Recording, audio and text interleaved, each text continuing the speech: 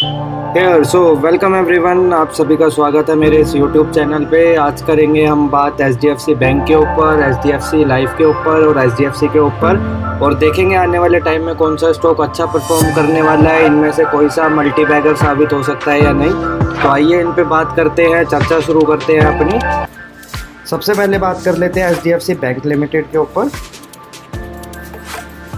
सबसे पहले जैसा कि हम बात करेंगे इसके मार्केट कैपिटल की। जो मार्केट कैपिटल है वो है 9,23,000 करोड़ का। करंट प्राइस जो इसका चल रहा है वो चल रहा है 1,653 रुपये। जो इसका ऑल टाइम हाई लगा है वो लगा है 1,734 रुपये का। डिविडेंड यील्ड इसकी है 1.13% की। फेस वैल्यू है 1 रुपीज़ की। और जो सेल्स ग्रोथ है वो है 25.6% की। इंडस्ट्री पी जैसा कि आप देख पा रहे हैं वो 13.5% है। और जो सेल्स नंबर है वो बहुत ही अच्छे हैं, जो कि है 1,70,000 करोड़ के। प्राइस टू बुक वैल्यू जो है वो 3.67 है। प्रमोटर होल्डिंग इसमें कम है 25.6%। तो आइए गाइस बात कर लेते हैं अपनी टेक्निकल एनालिसिस पे। टेक्निकल एनालिसिस पे हमारा जो एचडीएफसी बैंक का शेयर है वो कैसा परफॉर्म कर रहा है, आइए सबसे पहले इसकी एक जर्नी देख लेते हैं मंथली चार्ट्स पे। मंथली चार्ट्स पे जैसा कि आप सब देख पा रहे होंगे, इसका जो हाई लगा है वो लगा है 1740 के आसपास। और जो इसका लो कोरोना क्रैश में लगा था वो लगा था 733-34 के आसपास। और अभी जो ये फ़िलहाल ट्रेड कर रहा है वो कर रहा है 1653 के ऊपर। जैसा कि गाइस आप देख पा रहे हैं, हमने चार्ट पे पहले से ही इसकी एनालिसिस कर रखी है। तो आइए सबसे पहले बात कर लेते हैं हम इसके टेक्निकल एनालिसिस के ऊपर। जैसा कि आप देख पा रहे हैं, मैंने पहले से ही इसकी एनालिसिस कर रखी है। अपने डिमांड जोन जो है वो बना रखे हैं, अपने बाइंग जोन बना रखे हैं, जो कि है 1499 और 1431 के आसपास। और सबसे पहले तो मैं इस पर एक इन्वेस्टमेंट स्ट्रैटेजी आपको बता देता हूँ। अगर आप इन्वेस्टमेंट करने में इंटरेस्टेड है इसमें, तो जो सबसे पहले आपकी इन्वेस्टमेंट बनती है वो बनती है इस जोन के आसपास, जो कि है 1600 से नीचे, यानी कि आप मान लीजिए 1580 के आसपास। जैसा कि आज आप गाइस देख पा रहे होंगे, मैंने इस टाइम वीकली चार्ट ओपन कर रखा है। तो इस पे मैं जो सबसे पहले आपको बाइंग जोन बता रहा हूँ वो बता रहा हूँ 1580 के आसपास। यहाँ पे आप अपनी 20% की जो इन्वेस्टमेंट है वो कर सकते हैं। और सेकंड जो इन्वेस्टमेंट करनी है वो 1499 के नीचे करनी है। यहाँ पे आप लगभग 30% इन्वेस्टमेंट अपनी कर सकते हैं होल्डिंग में। और थर्ड जो जोन बताया वो मैंने इस एरिया के पास बताया है, जो कि है 1431 के नीचे। यहाँ पे आप बची हुई 25% की इन्वेस्टमेंट कर सकते हैं, ठीक है। और अब ये हो गई 75% की इन्वेस्टमेंट। अब जो लास्ट हमारा जो ओरिजिन पॉइंट बनता है वो बनता है इस एरिया के पास। यहाँ पे जो आप इन्वेस्टमेंट करेंगे वो करेंगे बची हुई 25% की। 25% यहाँ पर आप करने के बाद अपनी जो टारगेट्स है वो ऑल टाइम हाई के मिनिमम रखिएगा। तो गाइज़ ये हो गई आप हमारी एचडीएफसी बैंक की एनालिसिस। आई होप आपको ये बाइंग जोन अच्छे लगे होंगे। आप यहाँ पे बाइंग अपनी कर सकते हैं ऑल टाइम हाई जाने के लिए। अभी फ़िलहाल गाइज़ ये अगर हम शॉर्ट टर्म पीरियड में देखें, शॉर्ट टर्म पीरियड में जैसा कि आप देख पा रहे हैं, ये इस एरिया में जाके जो रेजिस्टेंस फेस कर रहा है उसका भी एक रीज़न है, क्योंकि यहाँ पे एक न्यूज़ आई थी MSCI की। वो न्यूज़ मैं आपसे शेयर करना चाहता हूँ। तो गाइस जैसा कि आप देख पा रहे हैं, एचडीएफसी में भी सेम डे एक गैप डाउन ओपनिंग हुई थी। उसके बाद ये शेयर गिरता जा रहा था और यहाँ पे ये रुका है 2695 के आसपास। और यहाँ से ये एक तरह का रिट्रेसमेंट ले रहा है। हो सकता है कि इस एरिया में जाके वापस हर्डल फेस करे यहाँ पर, और वापस से ही नीचे आ जाए ऐसे धीरे धीरे। और या तो ये यहाँ से ब्रेक करके ऊपर जाएगा। तो वेट करेंगे हम प्राइस एक्शन का कि शेयर जो है क्या हमें दिखाता है। अभी यहाँ पर आप इसमें कुछ भी इन्वेस्टमेंट मत कीजिएगा, क्योंकि ये सही लेवल नहीं है बाय करने का। MSCI की जो इसमें होल्डिंग थी वो थी 6.7%। ये न्यूज़ आने से गाइस पहले की बात है, न्यूज़ आई थी इस दौरान। इस एरिया में जो MSCI की होल्डिंग थी वो थी 6.7%, पर बाद में जो उनकी होल्डिंग कट के रह गई थी वो रह गई थी 6.47%। इन्होंने MSCI ने HDFC और HDFC बैंक के 200 मिलियन के जो शेयर थे वो मार्केट में बेच दिए थे। यानी कि 200 मिलियन के जो शेयर्स होते हैं वो कम से कम होते हैं 16,000 करोड़ रुपए। अगर हम इंडियन वैल्यू में बात करें तो वो 16,000 करोड़ होते हैं। इन्होंने ये शेयर का एक आउटफ्लो लाए थे मार्केट में, इस वजह से ये एक गिरावट आई थी। ऐसा ये न्यूज़ पर्पस से हुआ था।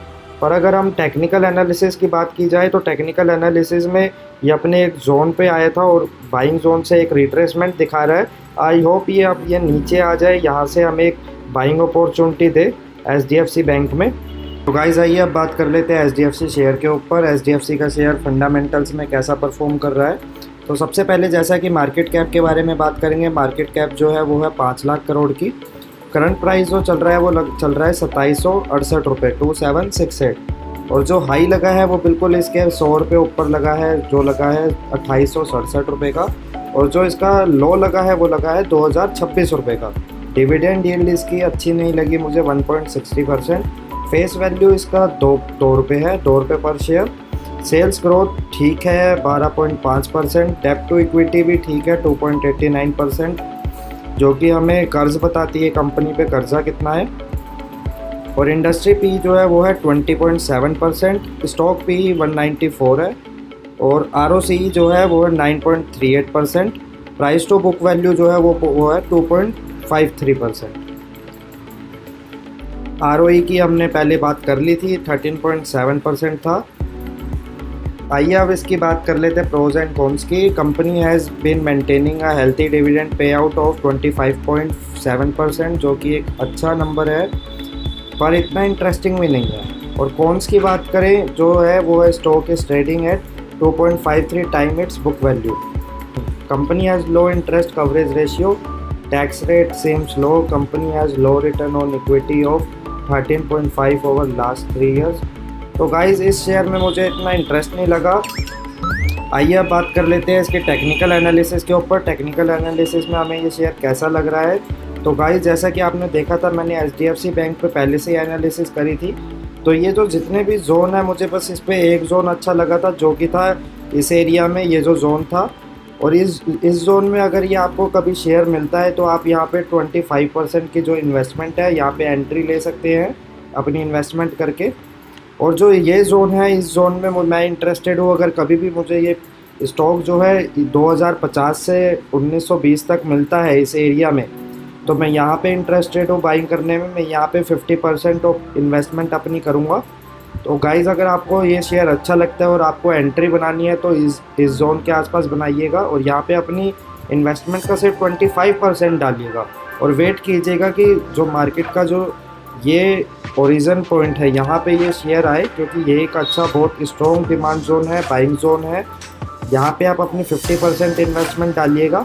तो गाइज़ अब बात कर लेते हैं इसके मंथली चार्ट्स की। मंथली चार्ट्स पे जो हमने बाइंग जोन बनाया है वो बनाया है इस एरिया के आसपास। इस एरिया के आसपास जो आप अपनी बाकी की इन्वेस्टमेंट है वो कर सकते हैं 25% की।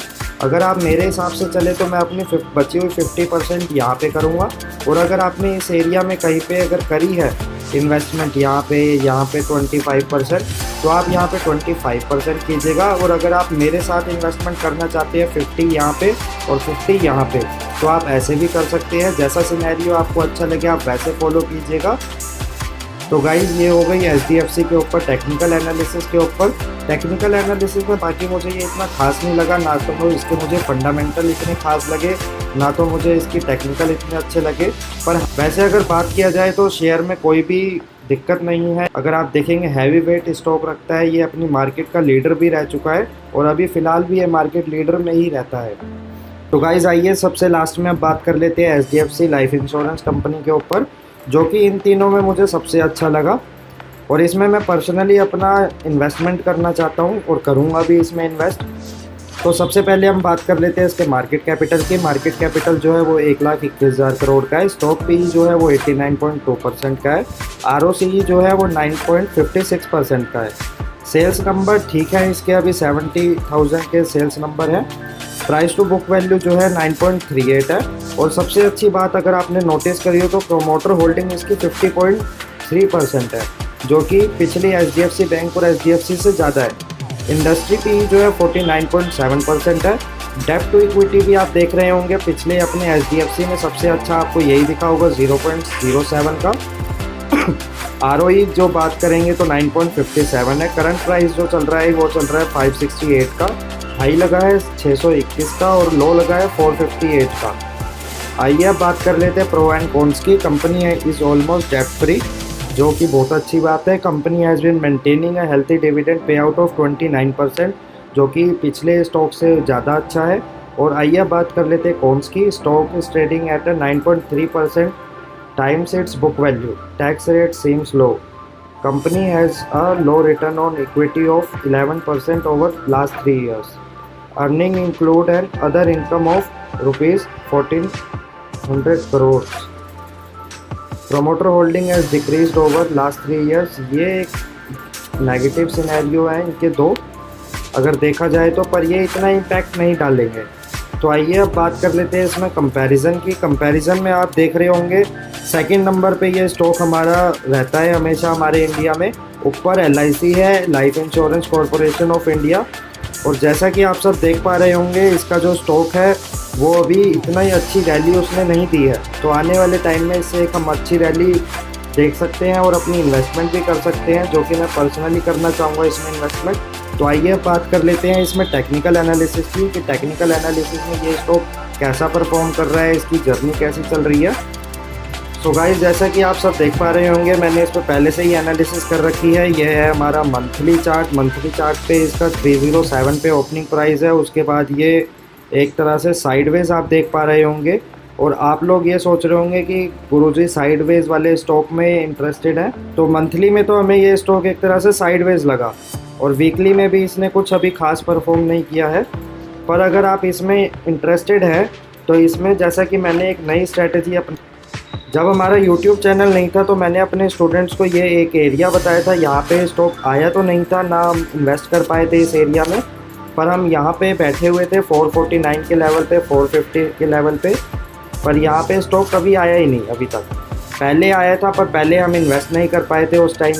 अगर गाइज आप इसमें लोअर लेवल्स पे इन्वेस्टेड हो तो बहुत बढ़िया बात है, वरना आप अगर यहाँ पे CMP पे भी बाय करेंगे तो कोई बुरी बात नहीं होगी, जो कि है 567 का। गाइज आइए अब बात कर लेते हैं अपनी इस पे इन्वेस्टमेंट स्ट्रैटेजी की।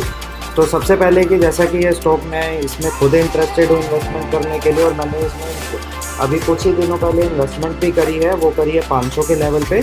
पर अगर गाइज आप इन्वेस्टमेंट करना चाहते हैं और आप इंटरेस्टेड हैं इसमें, तो आप इस एरिया में CMP पे भी इसे बाय कर सकते हैं। मैंने पर HDFC और HDFC लाइफ में मना किया था, पर इस स्टॉक में मैं मना नहीं कर रहा हूँ। यहाँ पे आप अपनी 25% की जो इन्वेस्टमेंट है वो यहाँ पे कर सकते हैं। और ये आप देख पा रहे होंगे इस एरिया के पास जो मैंने अपना जोन बनाया है, इस एरिया के पास अपनी 50% जो इन्वेस्टमेंट है आप वो कर सकते हैं। बेझिझक कीजिएगा इसमें इन्वेस्टमेंट, क्योंकि मेरा दिल कहता है कि ये आने वाले टाइम में बहुत अच्छी रैली देने वाला है। और जब ये 389 के इस लेवल पर आएगा तब आप बची हुई जो आपकी इन्वेस्टमेंट होगी 25% की, वो आप यहाँ पे कर सकते हैं। ये हो गई इसमें इन्वेस्टमेंट स्ट्रेटेजी की बात। सो गाइज, ये थी हमारी HDFC लाइफ, HDFC और HDFC बैंक के ऊपर टेक्निकल एंड फंडामेंटल एनालिसिस। अगर आपको ये वीडियो अच्छी लगी हो तो इस वीडियो को लाइक करें, सब्सक्राइब करें और अपनी फ्रेंड्स एंड फैमिली के साथ शेयर करें। और मिलते हैं आपसे नेक्स्ट अपनी वीडियो में, तब तक के लिए राधे राधे।